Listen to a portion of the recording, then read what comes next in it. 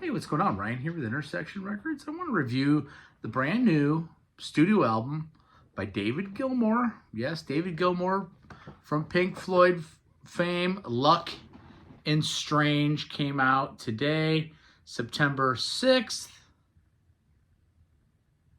2024. It's produced by Charlie Andrews and David Gilmour. 43-minute album. All songs written by David Gilmour and his wife.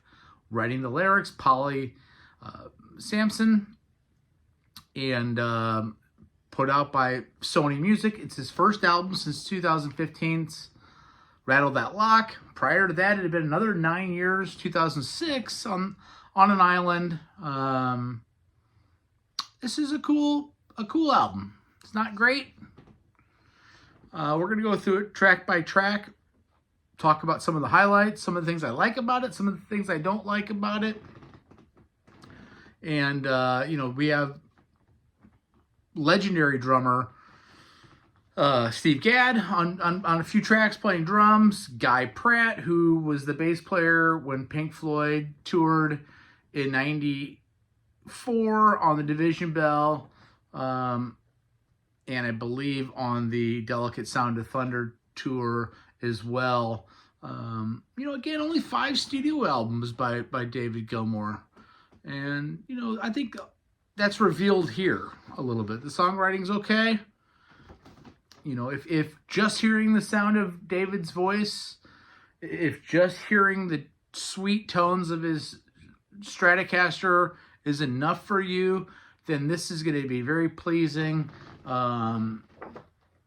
Because he sounds great. He can play great still. His voice is there still, a little bit more gravelly, but certainly there. He's a 78-year-old man at this point. It opens up with a small instrumental, just some guitar and piano, a little minute and 30-second song called Black Cat that goes then into the title track, which is called Luck and Strange, and it's probably amongst the best songs here. And he says in quotes, fine time to be born, D-Mob, Happy Street, and Free Milk for All of Us. 7-minute song, kind of urban blues, that kind of stratty blues with some synth and some arrangements. There's another version called the Barn Jam, another version of Luck and Strange that features Richard Wright. It's a more of a 10-minute song. I think it's better. I'm surprised they didn't use that as the actual single, and I don't know why they didn't. It's added on the Spotify version that I heard, and I'm sure on the CD, and I would guess on the vinyl. The next song, The Piper's Call, I like that one too quite a bit. Wasn't as crazy about it on first listens, but I'm now 3 and 4 listens into this album. Steve Gadd is on Piper's Call, acoustic opener, voice is in fine form. It's a nice track. The next track is another one that I like quite a bit. A single, Spark. Who will keep things rolling to sing Hosanna's tune, he says in the song. He also said, filled on milk and honeydew. Of course, we laughed about that in Rush's catalog for years. Break our fast on honeydew and drink the milk of paradise. He says, filled on milk and honeydew here. By the way, check out my channel, subscribe, like these videos. We do videos and shows every single day. A single Spark's a good thing. Beautiful solo on it, some gorgeous strings. He solos over strings. Really kind of brings you back a little bit. Then we have a little 46-second interlude called Vita Burris. And then we get into Between 2 Points. Another kind of highlight of the record for me, his wife, his daughter, Romany Gilmour, sings lead vocals on the song. Pretty voice. His youngest daughter reminds me a little bit of Harriet Wheeler from the Sundays. Similar voice, similar kind of sexiness in her voice. This song's written by Mark Trammer and Roger Quigley. It's nice. It kind of breaks up a little bit of monotony. You know, this album gives you a little bit of ear fatigue because a lot of the songs, frankly, sound similar. There's not a lot of creative writing on this album. Again, if just hearing David Gilmour's voice is what you're wanting, and hearing some of that Strat playing, this is going to be pleasing enough for you. If real good songwriting is something you're craving, if real complicated progressive rock is what you're craving, this is not the album for you. It's just okay. Dark and Velvet Nights is another one. There's a music video of that was released a few weeks ago. Steve Gadd again on drums. Some feedback guitar, a bit more bombastic. That being said, it's also a bit pedestrian.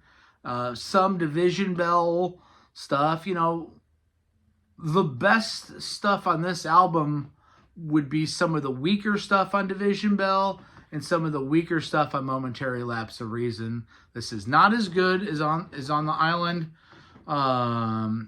You know, Rattle That Lock, I guess it's similar to that as far as quality here.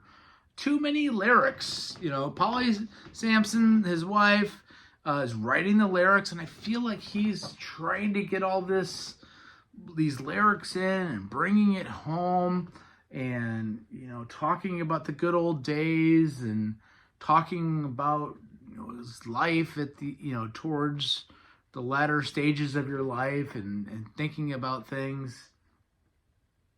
I'm not sure how real it really seems to me. You know, again, 9 years in between albums. Dying to get a record out. Dying to do something with your daughter. Dying to have your son also do some backing vocals on the album. You know, Steve Gadd is underutilized on this album. Steve Gadd's one of the great drummers of all time. And, you know, he's just playing some pedestrian stuff here. Sings is next. You know, I like that song. But again, there's lots of rhyming in the lyrics, and we're rhyming this, and then we have another word that we have to have a rhyme for, and it feels a little forced. You know, throw this thing on, have a drink on a Saturday night, throw this on, working around the house in the morning on a Sunday morning, throw this on in the car. You're not going to be offended. You're not going to be excited. And I'm not sure I'll listen to this album again. Unfortunately, he's longing for his Halloween days. We kind of get it. We're again on the final stretch of our lives. I'm glad this exists, but it's not great. Scattered is next, and the last song, a nice acoustic playing, nice acoustic solo, and then we get a really cool electric guitar solo. Maybe one of the best songs on the album is the closer. You know, Will Gardner does some strings and choral arrangements. Guy Pratt, Tom Herbert play bass. Adam Betts, Steve Distanslo, and Steve Gadd on drums. Roger Eno and Rob Gentry on keys. Again, Polly Sampson on lyrics, and David Gilmour, of course, on guitar. I'm going to give it a 3.5 out of 5 stars. It's not great. It's not terrible. It's good. It's a little bit better than good. 3.5 out of 5 is, I think, about where it is. I've seen some reviews giving it a 4 out of 5. I don't think so. And this has been a great year. You know, John Anderson's album is a mind blower compared to this record. You know, Aurora Clara's album is incredible. The new King Gizzard and the Lizard Wizard album is incredible. This is just okay. Anyway, check out my channel. We do shows every day. Peace out. See you.